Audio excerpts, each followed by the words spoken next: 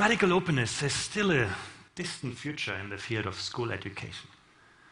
We have such a hard time figuring out that learning is not a place, but an activity. But I want to tell you the story of PISA, OECD's test to measure the knowledge and skills of 15-year-olds around the world. And it's really a story how international comparisons have globalized the field of education that we usually treat as an affair of domestic policy. Look at how the world looked in the 1960s in terms of the proportion of people who had completed high school. You can see the United States ahead of everyone else. And much of the economic success of the United States draws on its long-standing advantage as the first mover in education. But in the 1970s, some countries caught up. In the 1980s, the global expansion of the talent pool continued. And the world didn't stop in the 1990s. So in the 60s, the US was first. In the 90s, it was 13th. And not because standards had fallen, but because they had risen so much faster elsewhere. Korea shows you what's possible in education. 2 generations ago, Korea had the standard of living of Afghanistan today and was one of the lowest education performers. Today, every young Korean finishes high school. So this tells us that in a global economy, it is no longer national improvement that's the benchmark for success, but the best performing education systems internationally. The trouble is that measuring how much time people spend in school or what degree they have got is not always a good way of seeing what they can actually do. Look at the toxic mix of unemployed graduates on our streets why employers say they cannot find the people with the skills they need. And that tells you that better degrees don't automatically translate into better skills and better jobs and better lives. So with PISA, we try to change this by measuring the knowledge and skills of people directly. And we took a very special angle to this. We were less interested whether students can simply reproduce what they've learned in school, but we wanted to test whether they can extrapolate from what they know and apply their knowledge in novel situations. Now, some people have criticized us for this. They say, such a way of measuring outcomes is terribly unfair to people because we test students with problems they haven't seen before. But if you take that logic, you should consider life unfair because the test of truth in life is not whether we can remember what we learn in school, but whether we are prepared for change, whether we are prepared for jobs that haven't been created, to use technologies that haven't been invented, to solve problems we just can't anticipate today. And once hotly contested, our way of measuring outcomes has actually quickly become the standard. In our latest assessment in 2009, we measured 74 school systems that together cover 87% of the economy. This chart shows you the performance of countries. In red, sort of below OECD average, yellow is so-so, and in green are the countries doing really well. You can see Shanghai, Korea, Singapore in Asia, Finland in Europe, Canada in North America, doing really well. You can also see that there is a gap of almost 3.5 school years between 15-year-olds in Shanghai and 15-year-olds in Chile. And the gap grows to 7 school years when you include the country with really poor performance. There's a world of difference in the way in which young people are prepared for today's economy. But I want to introduce a second important dimension into this picture. Educators like to talk about equity. With PISA, we wanted to measure how they actually deliver equity in terms of ensuring that people from different social backgrounds have equal chances. And we see that in some countries, the impact of social background on learning outcomes is very, very strong. Opportunities are unequally distributed. A lot of potential of young children is wasted. We see in other countries that it matters much less into which social context you're born. We all want to be there in the upper right quadrant where performance is strong and learning opportunities are equally distributed. Nobody and no country can afford to be there where performance is poor and there are large social disparities. And then we can debate, is it better to be there where performance is strong at the price of large disparities, or do we want to focus on equity and accept mediocrity? But actually, if you look at how countries come out on this picture, you see there are a lot of countries that actually are combining excellence with equity. In fact, one of the most important lessons from these comparisons is that you don't have to compromise equity to achieve excellence. These countries have moved on from providing excellence for just some to providing excellence for all, a very important lesson. And that also challenges the paradigms of many school systems that believe they are mainly there to sort people. And ever since those results came out, policymakers, educators, researchers from around the world have tried to figure out what's behind the success of those systems. But let's step back for a moment and focus on the countries that actually started PISA. And I'm giving them a colored bubble now. And I'm making the size of the bubble proportional to the amount of money that countries spent on students. If money would tell you everything about the quality of learning outcomes, you would find all the large bubbles at the top. No? But that's not what you see. Spending per student only explains about, or less than 20% of the performance variation among countries. And Luxembourg, for example, the most expensive system, doesn't do particularly well. No? What you see is that two countries with similar spending achieve very different results. You also see, and I think that's one of the most encouraging findings, that we no longer live in a world that is neatly divided between rich and well-educated countries and poor and badly educated ones. Very, very important lesson. Let's look at this in greater detail. The red dot shows you spending per student relative to a country's wealth. One way you can spend money is by paying teachers well, and you can see Korea investing a lot in attracting the best people into the teaching profession. And Korea also invests into long school days, which drives up costs further. Last but not least, Koreans want their teachers not only to teach, but also to develop. They invest in professional development and collaboration, many other things. All that costs money. How can Korea afford all of this? The answer is students in Korea learn in large classes. This is the blue bar which is driving costs down. You go to the next country on the list, Luxembourg. And you can see the red dot is where exactly it is for Korea. So Luxembourg spends the same per student as Korea does. But parents and teachers and policymakers in Luxembourg all like small classes. It's very pleasant to work in a small class. So they have invested all the money into that. And the blue bar, class size, is driving costs up. But even Luxembourg can spend its money only once. And the price for this is that teachers are not paid particularly well. Students don't have long hours of learning. And basically, teachers have little time to do anything else in teaching. So you can see two countries spend their money very differently. And actually, how they spend their money matters a lot more than how much they invest in education. Let's go back to the year 2000. Remember, that was the year before the iPod was invented. This is how the world looked then in terms of PISA performance. The first thing you can see is that the bubbles were a lot smaller. No? We spent a lot less on education, about 35% less in education. So you ask yourself, if education has become so much more expensive, has it become so much better? And the bitter truth really is that, not in many countries. But there are some countries which have seen impressive improvements. Germany, my own country, in the year 2000, featured in the lower quadrant, below average performance, large social disparities. And remember, Germany used to be one of those countries that comes out very well when you just count people who have degrees.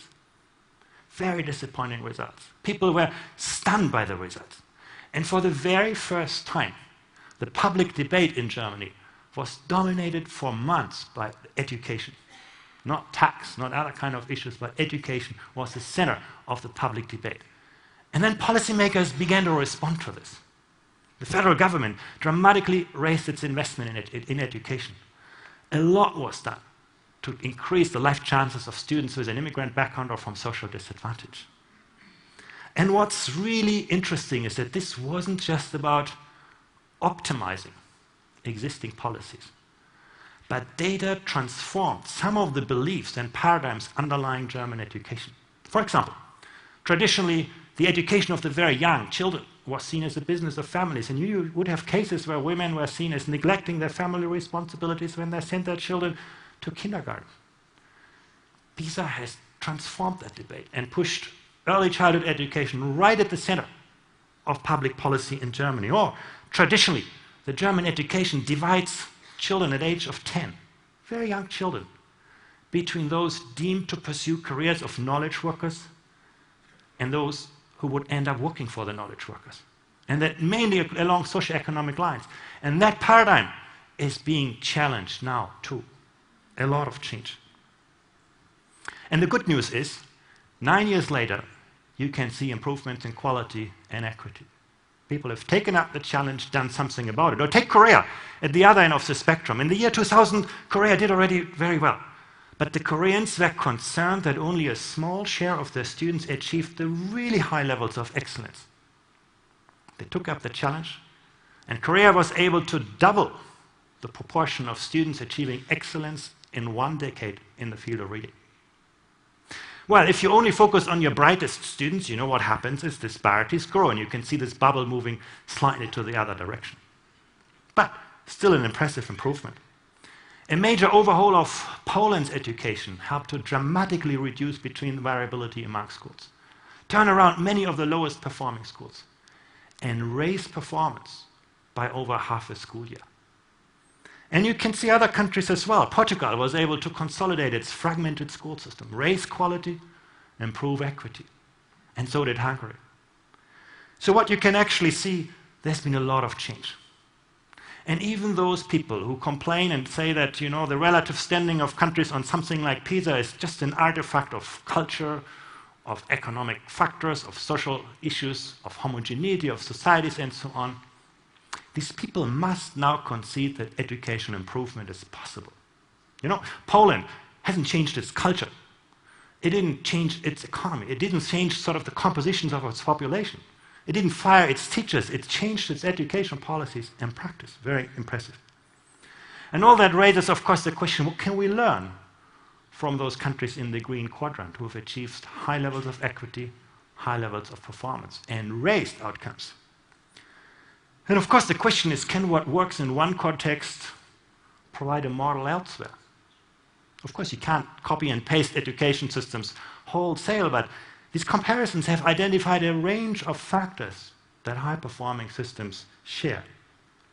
Everybody agrees that education is important. No? Everybody says it. But the test of truth is, how do you weigh that priority against other priority? How do countries pay their teachers relative to other high-skilled workers? Would you want your child to become a teacher rather than a lawyer? How do the media talk about schools and teachers? So those are the critical questions.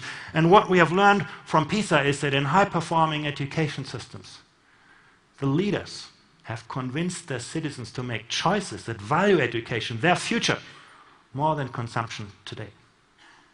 And you know what's interesting? I know you won't believe it, but there are countries in which the most attractive place to be is not the shopping center, but the school.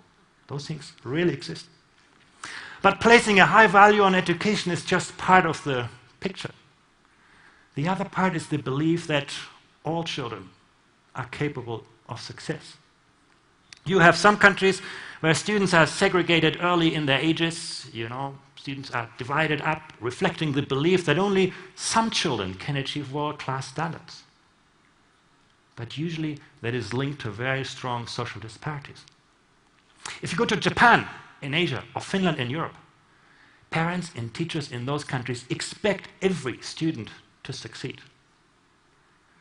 And you can see that actually mirrored in student behavior. When we asked students what counts for success in mathematics, students in North America would typically tell us, you know, it's all about talent. If I'm not born as a genius in math, I better study something else.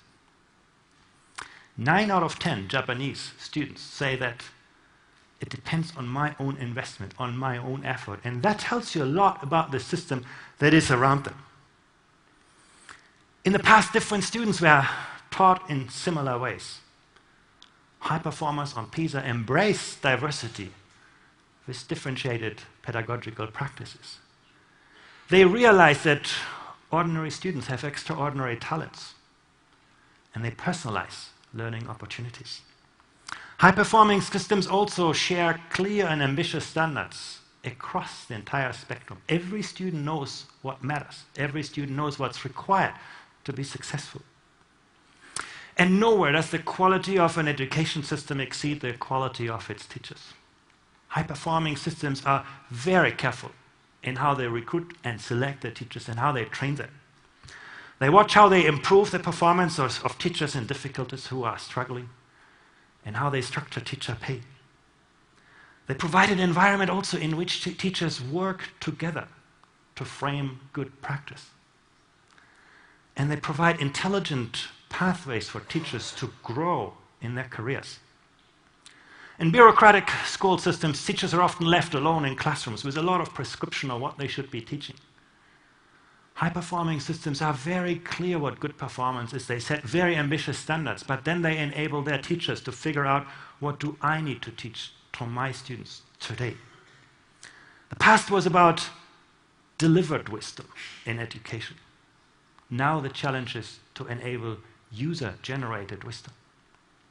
High performers have moved on from professional or from administrative forms of accountability and control, sort of how do you check whether people do what they're supposed to do in education, to professional forms of work organization.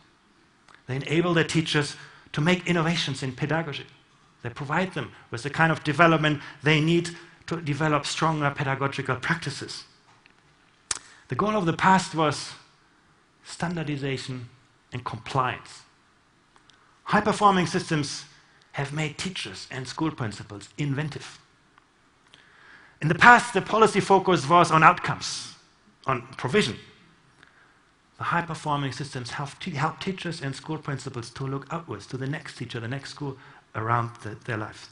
And the most impressive outcomes of world-class systems is that they achieve high performance across the entire systems. You've seen Finland doing so well on PISA, but what makes Finland so impressive is that only 5% of the performance variation among students lies between schools. Every school succeeds. This is where success is systemic. And how do they do that?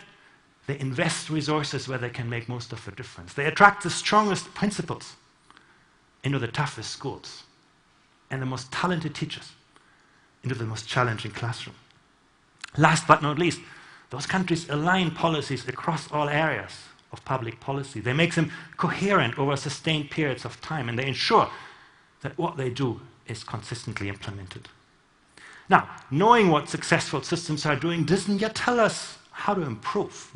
That's also clear, and that's where somehow the limits of international comparisons of PISA are. That's where other forms of research need to kick in, and that's also why PISA doesn't venture into telling countries what they should be doing, but its strength lies in telling them what everybody else has been doing.